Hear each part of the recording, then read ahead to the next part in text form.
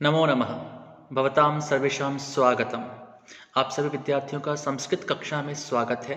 विद्यार्थियों, आज हम आपसे चर्चा करने जा रहे हैं स्वप्न वासव दत्तम के जो प्रथम अंक है, उस प्रथम अंक में श्लोक संख्या 13 और उससे संबंधित जो गद्यांश हमारा चल रहा है, उस घटनाक्रम को हम आगे बढ़ाएंगे। तो विद्यार्थियों, अब तक हमने जाना था कि योगेंद्रायण और वासवदत्ता एक आश्रम में आते हैं। वहाँ पर पद्मावती पहले से होती हैं और योगेंद्रायण वासवदत्ता को पद्मावती को धरोहर के रूप में सौंपते हैं। और उसके पश्चात वहाँ पर उस आश्रम में एक ब्रह्मचारी का प्रवेश होता है। ब्रह्मचारी जो है वह अपना परिचय इस प्रकार से देता है कि वह लावाणक ग्राम में एक गुरुकुल में वेद का अध्ययन कर रहा था और वहाँ पर एक दुर्घटना हुई और उस दुर्घटना के कारण से कुछ समय के लिए बाहर निकलने के उद्देश्य से और अपने घर की ओर जाने के उद्देश्य से वह इस आश्रम से गुजर रहा था। जब वहाँ पर खड़े लोग सुनते हैं ब्रह्मचारी के मुख से कि वहाँ पर एक बहुत ही दारुण घटना घटी, तो सबके मन में प्रश्न हुआ कि कौन सी घटना, क्या हुआ। अब उसी घटना को ब्रह्मचारी जो है वह वर्णित करता है। ब्रह्मचारी कहते हैं, तत्र उदयनो नाम राजा प्रतिवसति, कि वहां पर उदयन नाम का राजा रहता है। योगेंद्रायण कहते हैं, श्रूयते तत्र भवान उदयनः किम सह, ठीक है, हम सभी ने उदयन का नाम सुना है, किम सह, उन्हें क्या हुआ, क्या हुआ। ब्रह्मचारी कहते हैं, तस्य अवंती राजपुत्री वासवदत्ता नाम पत्नी दृढ़ अभिप्रेता किल, तस्य अर्थात उसकी, अवंती राजपुत्री, अवंती राज की पुत्री वासवदत्ता जो कि उनकी पत्नी थी, उस पत्नी से उनका दृढ़ प्रेम था, वो अत्यधिक उनको प्यारी थी। योगेंद्रायण कहते हैं, भवितव्यम ततः किम, हाँ ठीक है, ऐसा भी होगा, अब उससे क्या। क्योंकि योगेंद्रायण जानना चाह रहा है कि अब वहाँ के पर क्या घटनाएं घटी हैं, उनकी थोड़ी सी जानकारी इस ब्रह्मचारी के माध्यम से उसको प्राप्त हो सकती है। वह ब्रह्मचारी फिर कहते हैं, ततः तस्मिन् मृगया निष्क्रांते राजनी ग्राम दाहेन सा दग्धा, ततः जब वे वहां पर आए तो तस्मिन् मृगया निष्क्रांते, अर्थात उस राजा के मृगया, मृगया अर्थात शिकार के लिए निष्क्रांते निकलने पर, कहीं जंगल की ओर जाने पर, ग्राम दाहेन गांव में लगी आग के कारण से, सा दग्धा, सा अर्थात वह वासवदत्ता जो कि उदयन की पत्नी थी और जिसको कि उदयन अत्यधिक प्रेम करता था, वह वासवदत्ता दग्धा जल गई, जलकर मर गई। वासवदत्ता कहती हैं, वहां को वासवदत्ता वहीं खड़ी हैं, आत्मगतम वे मन में कहती हैं, अलीकम अलीकम खलु एतत् जीवामी मंद भागा, अरे अरे ये तो झूठ है, मिथ्या है, देखो जीवामी मंद भागा, मैं मंद भाग्य वाली, मैं दुर्भागिनी, मैं अभागिनी, देखो यहाँ पर जी रही हूँ, मैं तो जीवित हूँ। ये सब बातें मैं मन में कहती है। योगेंद्रायण फिर पूछते हैं, ततस्ततः उसके बाद क्या हुआ। ब्रह्मचारी फिर कहते हैं, ततः ताभ्याम अवपत्तु कामो योगेंद्रायणः नाम सचिवः तस्मिन् एव अग्नौ पतितः, ततः उसके बाद ताम उस वासवदत्ता को अभ्यवपत्तु कामः अर्थात रक्षा करने के उद्देश्य से, उसको बचाने के लिए, उसके बचाने की कामना से, बचाने के लिए योगेंद्रायण नाम सचिवः, योगेंद्रायण नाम का एक सचिव, एक मंत्री, तस्मिन् एव अग्नौ उसी अग्नि में पतितः कूद गया।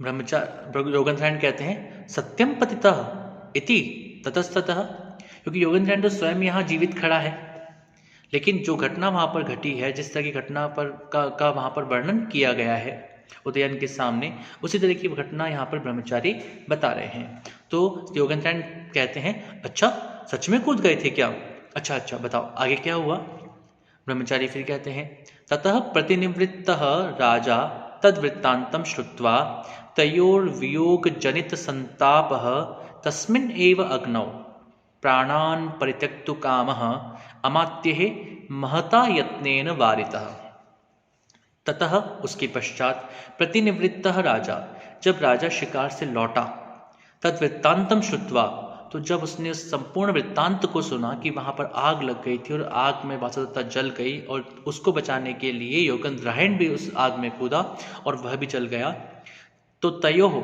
उन दोनों के वियोग जनित संताप, वियोग से उत्पन्न जो संताप, जो दुख था, जो कष्ट था, उस कष्ट के कारण से तस्मिन् एव अग्नौ, तो उसी अग्नि में प्राणान परित्यक्तु कामः, अपने प्राणों को छोड़ने का इच्छुक, क्योंकि उसे लगा कि जिस स्थान पर मेरी पत्नी मर चुकी है, अब मेरा भी जीवित रहने का कोई उद्देश्य नहीं बचा है, मुझे भी मर जाना चाहिए, क्योंकि वह अपनी पत्नी से अत्यधिक प्रेम करता था।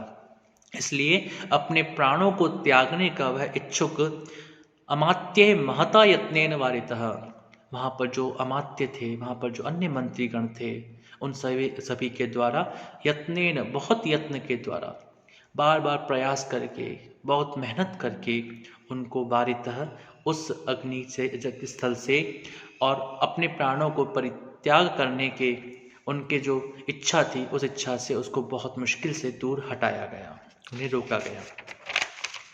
वासुदेवता फिर कहती हैं, आत्मगतम, मन में ही कहती हैं, जाना में आर्यपुत्रस्य मयि सानुक्रोशत्वम्, बिल्कुल जाना में, मैं जानती हूँ आर्यपुत्र से, आर्यपुत्र का अर्थात उदयन का, मई, मुझ में, सानुक्रोशत्वम, प्रेम या कृपा, मैं जानती हूँ कि वे मुझसे अत्यधिक प्रेम करते हैं और मेरी मृत्यु का समाचार सुनकर के उनका जीवित रहना बहुत मुश्किल है। योगेंद्रायण फिर पूछते हैं ब्रह्मचारी से, ततस्ततः, फिर क्या हुआ? तो ब्रह्मचारी कहते हैं, ततस्तस्याः शरीरोपभुक्तानि दग्ध शेषाणि आभरणानि परिष्वज्य राजा मोहम उपगतः।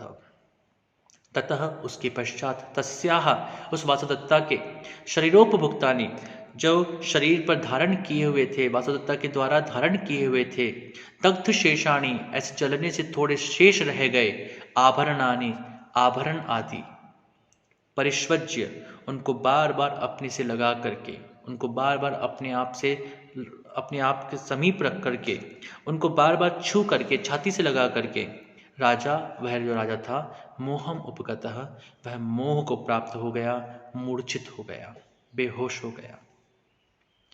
जब ये बात सारे के सारे लोग सुनते हैं, सर्वे, सब कहते हैं हाँ, वह सब इस दुख को सुन करके, इस घटना को सुन करके, सभी के सभी वहां पर खड़े लोग स्तब्ध रह जाते हैं।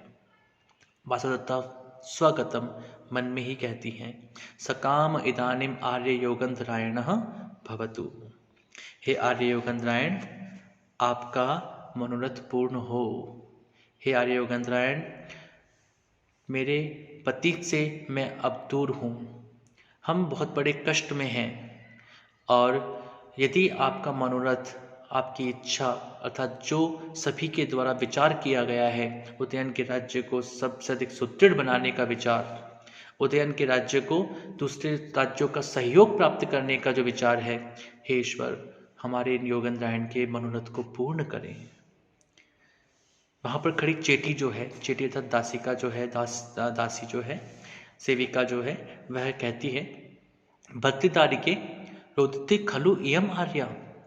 जब वह दासी जो है, उसकी नज़र वासुदत्ता पर पड़ती है, तो वह दासी कहती है कि हे राजकुमारी, देखो यह जो आर्या है, ये तो रो रही हैं।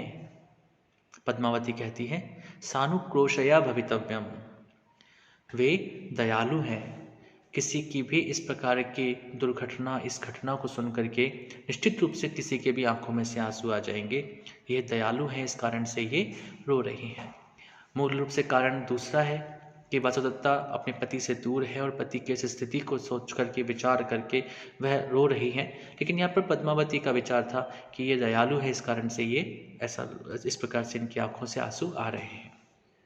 योगेंद्रायण फिर पूछते हैं, अथ किम, अच्छा अब बताओ उसके बाद क्या हुआ? प्रकृत्या सानुक्रोशा में भगिनी, और अपनी वासुदत्ता जो बहन है, उस बहन की बात को छुपाते हुए कहते हैं कि अरे मेरी जो बहन है, ये जो वासुदत्ता है, यानी कि जो मेरी बहन है, वह बहन तो प्रकृति से, स्वभाव से ही बहुत दयालु है। ये तो किसी के भी दुख को सुन करके बहुत आसानी से रो देती हैं। ततस्ततः, बात को ब्रह्मचारी की ओर मोड़ने के लिए वे फिर पूछते हैं ततस्ततः, अरे उसके बाद क्या हुआ? ब्रह्मचारी फिर कहते हैं ततः शनैः शनैः प्रतिलब्ध संज्ञः संवृत्तः।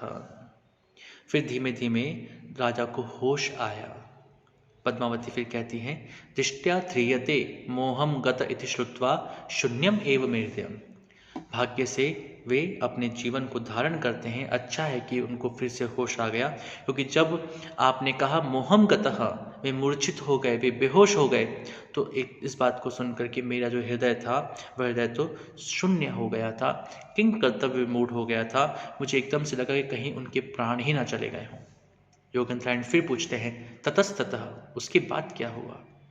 ब्रह्मचारी फिर कहते हैं ततः सह राजा महीतल परिसर्पण पांशु पाटल शरीर सहसा उत्थाय हा वासवदत्ते हा अवंती राजपुत्री हा प्रिय शिष्य इति किमपि बहु प्रलपितवान किम बहुना। ततः उसके पश्चात वह राजा महीतल यानी कि पृथ्वी के तल पर यानी कि भूमि पर परिसर्पण लौटता हुआ, पांशु पाटल शरीर धूल धूसरित शरीर वाला होकर के, सहसा उत्थाय अचानक से उठ करके, हा वासवदत्ते हा अवंती राजपुत्री हा प्रिय शिष्य, इस प्रकार से लगातार अपनी पत्नी को याद करता हुआ, अपनी पत्नी का स्मरण करता हुआ, इति किमपि बहु प्रलपितवान, इस प्रकार से वो बहुत से प्रलाप कर रहे थे। किम बहुना, क्या अधिक कहें।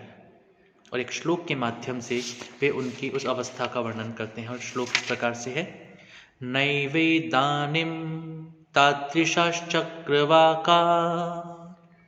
नैवाप्यन्ये स्त्रीविशेषैर्वियुक्ताः धन्या सा स्त्री यां तथा वेत्ति भर्ता भर्तृस्नेहात् सा हि दग्धाप्यदग्धा। वे कहते हैं कि इदानीं तादृशः चक्रवाकः न एव अन्ये स्त्री विशेषैः वियुक्तः अपि तादृशः न एव भर्ता यां तथा वेत्ति सा स्त्री धन्या हि सा भर्तृस्नेहात् दग्धा अपि अदग्धा एव अस्ति।